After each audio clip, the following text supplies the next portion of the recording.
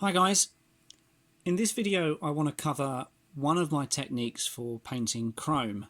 What I'm going to show you is the more cartoony chrome where it's blue at the top, brown at the bottom. The other way of painting chrome of course is just using whites and blacks. That's more monochrome. I will probably do a video on that later on. But for now I'm going to use this towel gun drone as my test subject. So far, all I've done over a black base coat is one layer of Administratum grey and a couple of layers of Runefang steel, just so we start off with a nice solid silver base coat. One of the most important things to do when you're painting a piece chrome is try and plot your horizon line. Obviously, what we're trying to achieve here is a mirrored finish where it's reflecting part of the ground and part of the sky. If we were to assume that this drone was flying horizontally, the entire top section would be blue, but that kind of defeats the purpose of this tutorial. So what I'm going to assume is this drone is flying downwards slightly, so the horizon line would curl just underneath these two grooves and then come up round the side. Now, the first layer we're going to have to mix a couple of paints together. So what I'm going to use is Steel Legion Drab and one of my old pots of mithril silver. Now you can use any silver you like, really, any light shade of silver. The only reason I'm using this pot is because despite its age it's still pretty thin, and this technique is going to need a lot of thin layers building up to the final effect.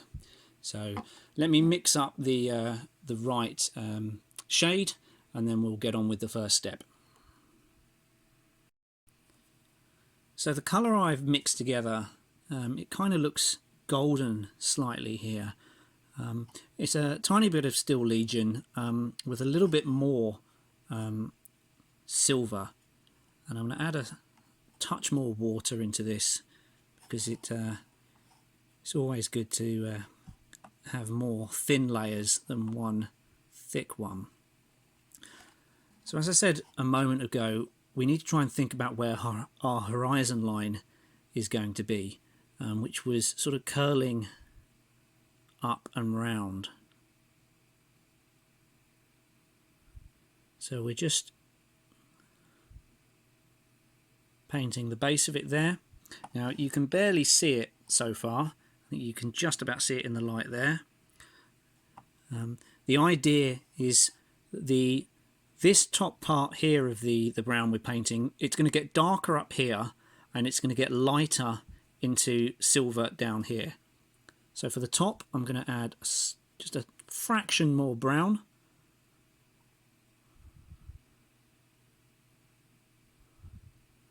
Like that. And keep adding brown into your mix until you're happy with an actual visible layer here.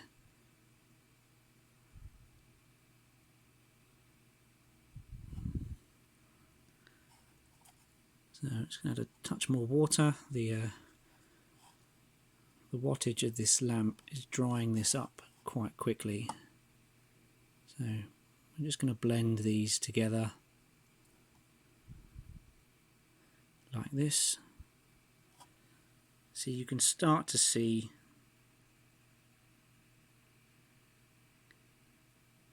it's still mainly silver,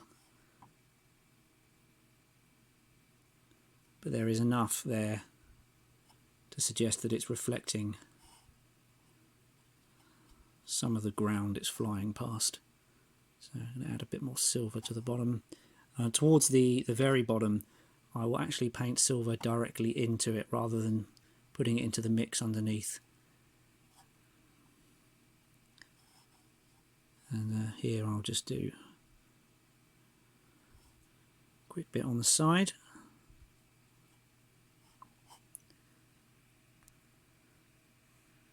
So it's difficult to tell because the paint is still pretty wet at this stage, so it's hard to see which is silver and what is just wet paint. So yeah, that's really the first stage of it. You might need a bit of practice trying to get it where you where you want it to be. So again, it's trial and error. If you feel that it's too brown, add some silver and go back over. If you feel that it's too silver, add some brown and do the reverse. But again, what you're aiming for is for it to get darker towards the horizon line and lighter towards the opposite side. Now for the next stage, I'm going to use this Baharroth blue, but any light blue will do the trick. And again, I'm relying on my trusty pot of mithril silver here. So very similar to the ratio we used with the brown, I'm going to do the same thing with the blue or teal.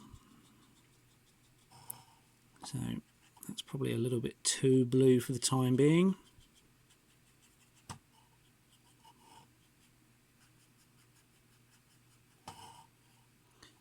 Add a touch of water.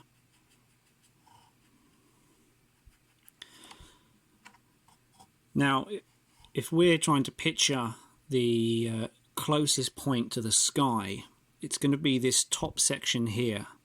And because this is quite a rounded item, we're going to have to try and paint a rounded, almost an egg shape to start off with.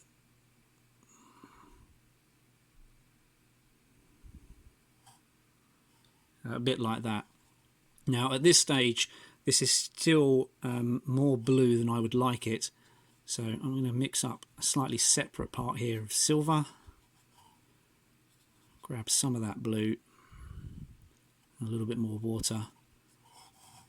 So much like the brown stage, it's going to get it's going to increase in its levels of blue as it hits this top section, and we're going to use more silver as it gets down here. And the idea is to keep painting until you can barely see the difference. Now I always find that it's easier doing this all in one go, because then the layers are still wet and it should blend a little easier for you.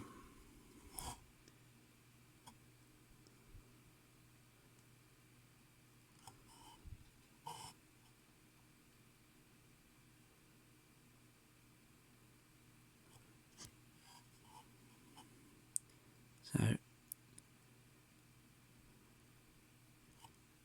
it's still trial and error, really. Keep going at these colours until you're happy with the final result. I need to add a little bit more here.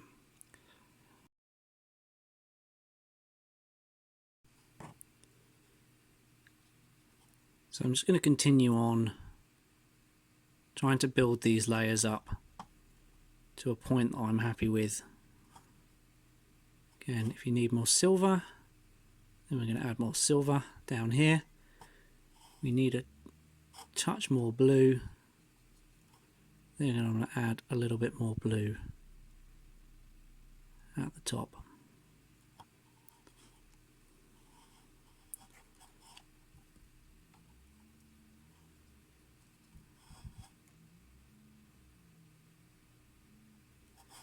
It is easier doing a completely flat item. This the curve of this drone has thrown a little bit of a curved ball into it, if you excuse the pun.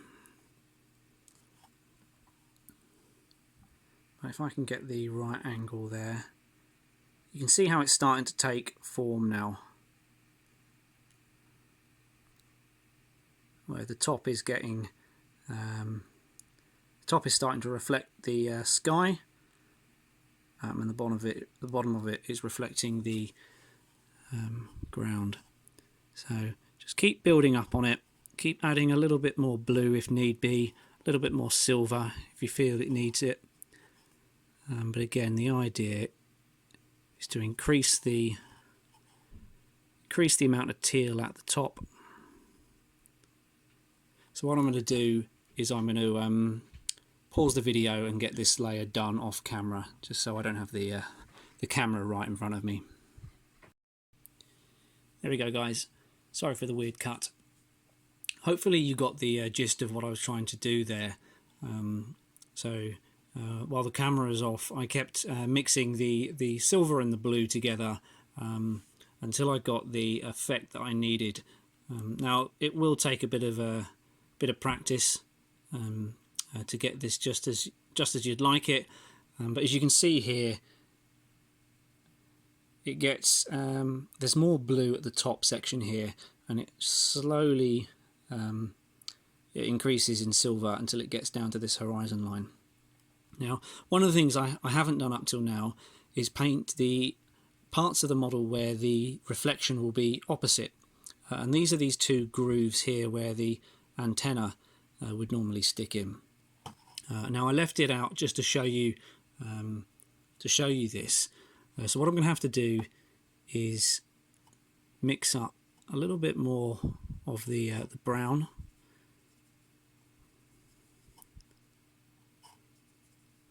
So we get it back to that sort of golden colour.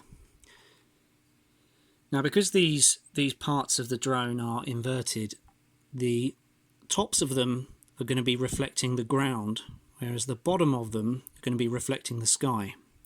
So very carefully, I'm going to add a bit of brown up the top here.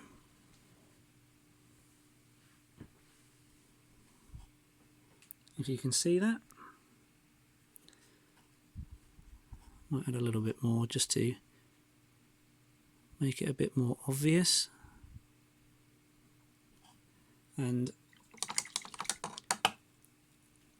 for the bottom, I'm going to do the blue mixture.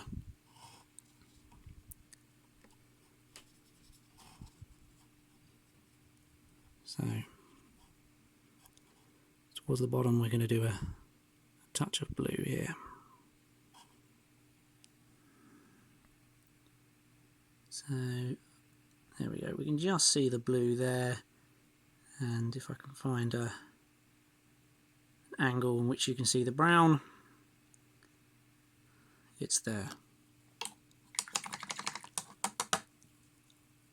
Now once that's done, we're going to move on to using the Steel Legion Drab straight out the pot, and you might want a really fine brush for this, because what we're going to do is actually paint the horizon.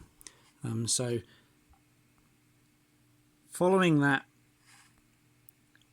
brown area, once the camera focuses in, there we go, we're going to do tiny sort of an almost wiggly line along the horizon here.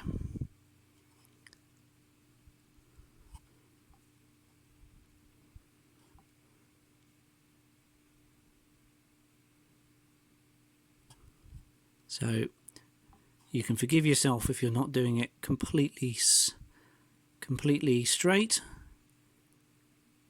In fact, it's preferable not to do it like that. So you can see here that wiggly line. So what I'm going to do is I'm going to allow that to dry now, and come back to it in a second. Now that's all dry, we're going to move on to the white stage. So this brown line we've just done, on the blue side, we're going to paint just along it with white. Again, you want, if I move my thumb out of the way, very thin line here of white. And we're just going to follow that brown line we've just done, wiggles and all.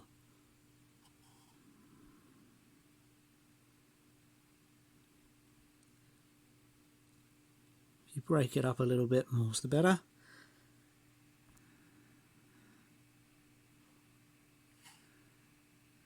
There we go. And up to you whether you do this bit, but I'm going to sort of very slightly edge the very tops.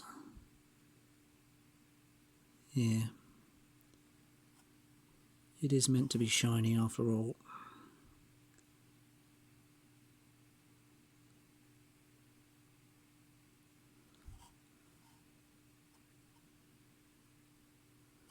I might add, because this part of the groove is blue, I might just add a tiny bit of white here.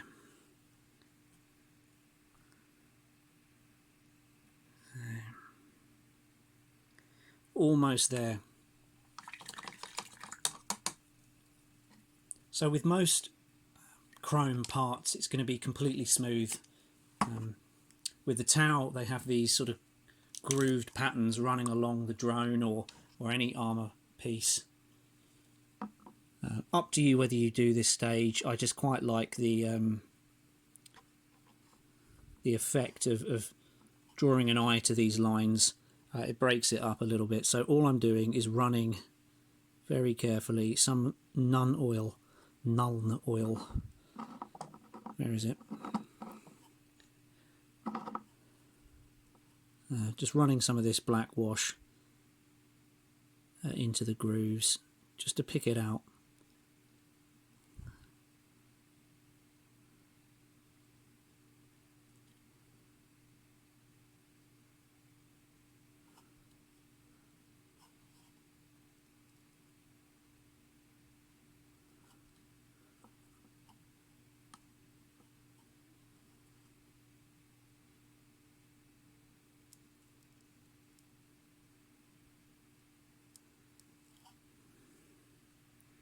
There we go.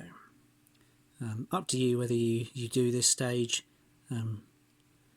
because technically if it's been chromed, then even the recesses will be reflecting something. But I think it just adds another layer and suddenly picks it out.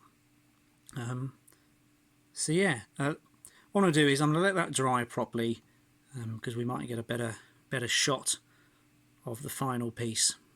So bear with me just a moment. And there we go, guys. A fairly simple chrome technique. Should be easy to get to grips with once you've got the paint consistency right. Looks good on towel gear, I've always found, but I've also thrown it on some orc bits and pieces too. So this is an old orc truck of mine, mainly made from bits and pieces and plasticard, if anyone's wondering. But you can see here on the indicator on the fender, as well as bits around the grill and whatnot. So yeah, hopefully you found this useful. If you've got any comments, do let me know. But until next time, guys, take it easy.